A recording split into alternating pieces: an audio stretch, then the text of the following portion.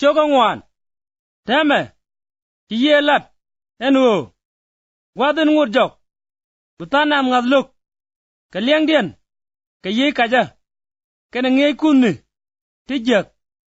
ka jen ngi jamo be roñ meda ji kaini tin chi ngai loy dien jek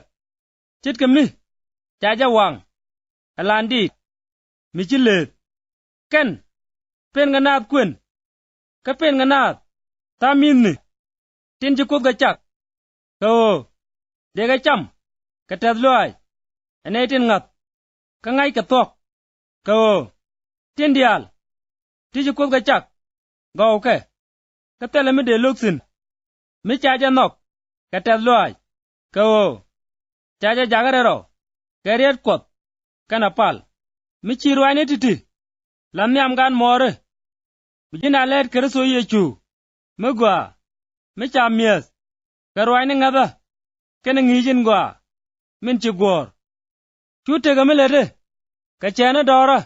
te wal tin gwa ga kos ngini rodu ko bukul lereka ko yok poin te ga lot kalene kobaka tenijen ka lot ka tidial ko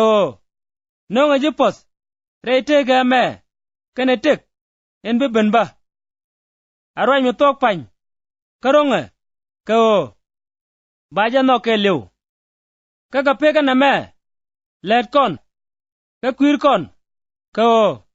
chana ngabdan kweng ka kodin tek melakan nene dial min kuledit ka netin ngap ka titi ka kantin bidilat ka bingiyej atarame lat jor ko ajin ngwet ka labe a news ka jingada rei raidu kana chiandu kare noga kana rei ngada rei wiwija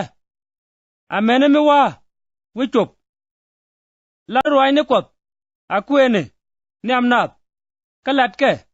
ka ngini ke ka chumuch intere du gwi jor me cha kamji ka roi goga ka lebomni ka titken widu lene kentiti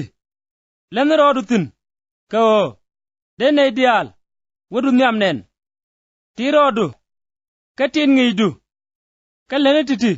ka ladu ka meme bu poindu kana nei tin lenga jikan